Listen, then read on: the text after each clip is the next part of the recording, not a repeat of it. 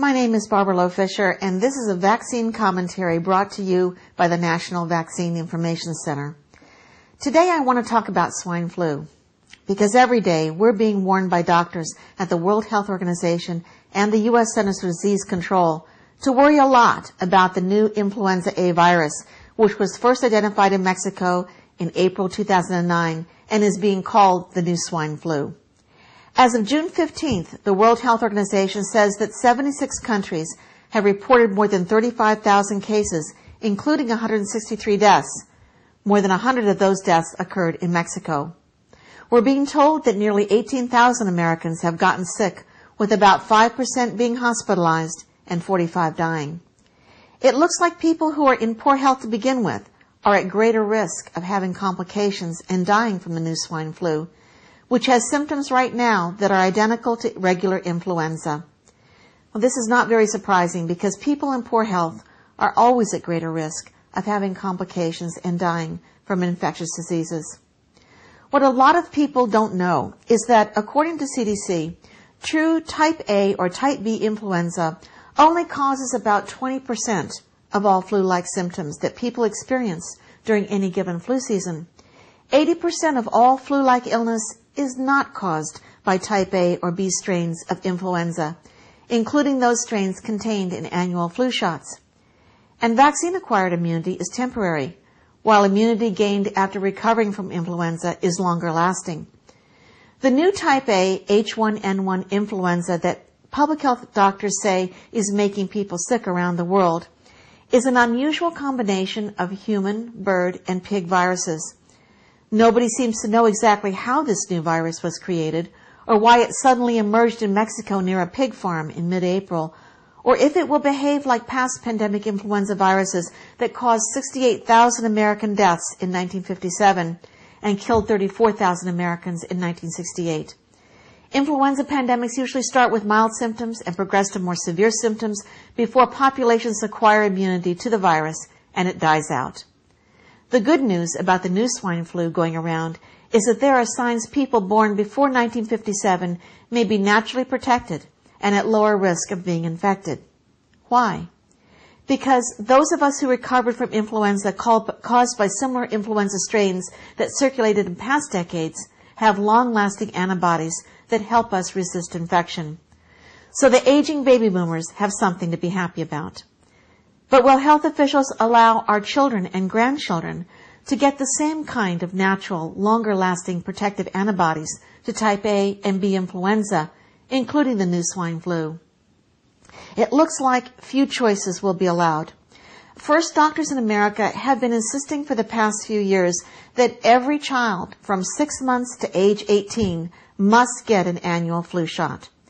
Second, there are now calls by U.S. health officials to give American children the first doses of experimental swine flu vaccines in the school setting.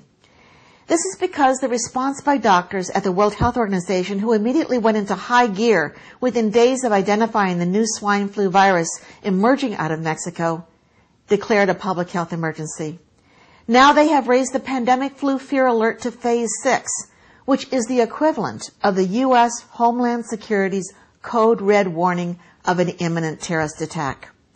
Doctors at the CDC, who followed the lead of the World Health Organization, have done the same and are exercising unprecedented power that Congress handed over to them after September 11, 2001. Whenever the CDC now declares a public health emergency, that declaration allows the Food and Drug Administration to permit emergency use authorization for drug companies to fast-track creation of experimental drugs and vaccines that do not have to be tested as thoroughly as vaccines that go through the normal FDA licensing process.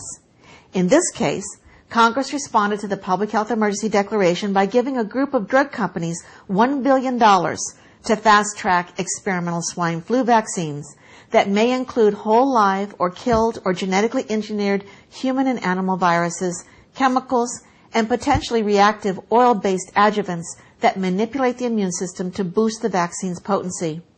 People who already have sensitive immune systems, such as those with allergy and autoimmune disorders, may be at special risk.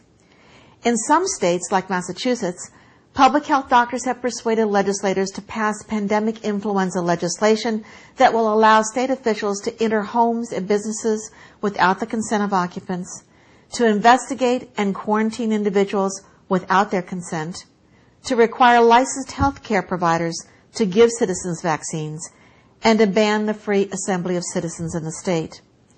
It is, of course, important for pandemic influenza vaccines to be developed for voluntary use by citizens. But what does this declaration of a public health emergency in the U.S. mean for you and your family?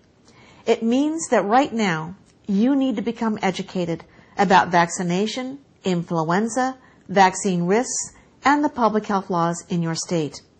You need to find out what your rights and options are under new public health laws that may require you and your children to get vaccinated or be quarantined. Go to www.nvic.org and learn more. Register now to attend the 4th International Public Conference on Vaccination, October 2 through 4 this fall in Washington, D.C., and help organize in your state to protect your right to make voluntary vaccination choices. Call and write the state legislators you elected to make public health laws that govern you and your family. Make your voice heard. As Department of Homeland Security officials are declaring that any disease outbreak is a matter of Homeland Security. As Department of Defense officials are defining public demonstrations as, quote, low-level terrorism.